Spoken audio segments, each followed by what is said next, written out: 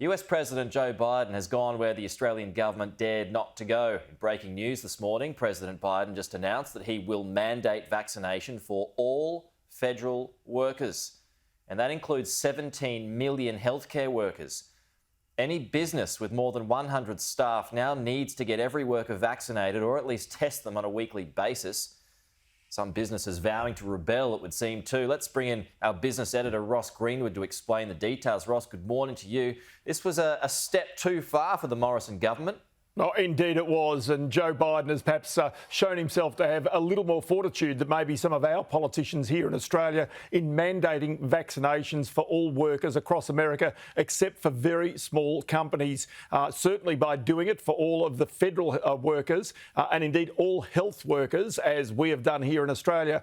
Australia, of course, has a four-tier system, which the Fair Work Ombudsman put out only in the past week or so. But given the fact that there have been some companies, notably SPC and Qantas, which have actually decided to mandate vaccinations for workers, but then finding that they could be ending up in the courts.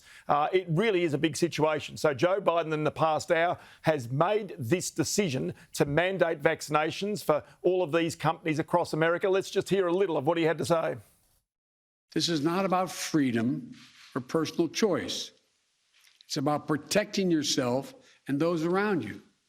The people you work with, the people you care about, the people you love. So, Pete, the real issue here is about the carrot and stick approach. In other words, if you don't get the vaccination, you may very well be deprived of your livelihood or indeed have to go through the, well, shall I say, more onerous situation of having to be tested on a weekly basis. So this decision, and that's along with the New South Wales announcement, Ross, that it'll open up for fully vaccinated people. Do you think that we are closer to making jabs compulsory here? No, well, it's actually a situation where the Prime Minister, Scott Morrison, and the Attorney General, Michaelia Cash, also the Industrial Relations Minister, have repeatedly said that we will not mandate vaccinations here in Australia. Joe Biden, by taking the lead, may very well give them a little bit more, shall I say, courage to be able to do that here in Australia. And what Gladys Berejiklian has done in New South Wales has said to people, if you are vaccinated, you get certain liberties, you get certain privileges in our society that you will not get if you are not fully vaccinated. Now, clearly, there have to be exemptions for some people who cannot be vaccinated, but the whole notion of a carrot and stick approach right now is what's required, and the ultimate carrot and stick is that a person cannot work if they're not properly vaccinated or properly tested on a regular basis. OK, let's cast our eyes to Western Australia and that record budget surplus. And Mark McGowan, Ross, so it's going to spark a fight over GST, but, you know, we know with iron ore prices, which created the surplus, they've been falling in recent weeks. Yeah, it's interesting, isn't it, that Mark McGowan, certainly full of surpluses and full of confidence at the moment, $5.6 billion surplus.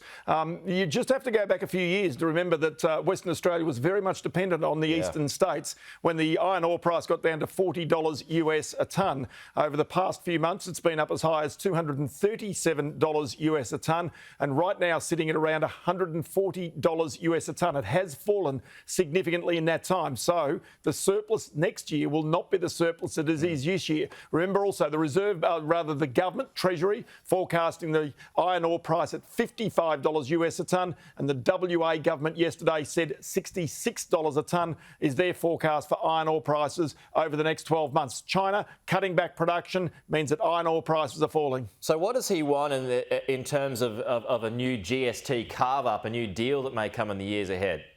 Well, this is the whole point about this, isn't it? And that is that if there is a new carve-up, does WA want to keep more of its iron ore? Well, it also makes significant state royalties to begin with. So there's, you know, a point whereby WA seems to go from boom to bust. It's either that they're developing LNG or developing iron ore mines, or that the iron ore price is in their favour, the gold price is in their favour, or it really is, you know, a pretty tough economy. And so, you know, it is a situation that if WA wants to further isolate itself from the rest of Australia, not only over COVID, but also over other economic policies, it really is going to find itself lurching from, you know, riches to poverty pretty much on a fairly regular basis, you'd imagine. Finally, Ross, an odd one here too. Amazon is paying its US workers to get university degrees. How many are we talking about? 75,000. Now, it's a big number if you think about funding your staff to go and get a degree. So in the United States, and I presume it'll be right around the world, Amazon has decided to improve, if you like, the skills and the education of its workers. And so if you've worked for Amazon for 9 months or more, it will then fund your degree course. I just sat there and thought this was an interesting one. You don't often hear this type of an initiative from big companies such as this. I mean, I know some do pay for people's, master's degrees or other things that they might go and do. But it is really kind of fascinating to see a company doing it on such a broad scale across its workforce. All right. Ross Greenwood, good to see you. Talk to you again soon.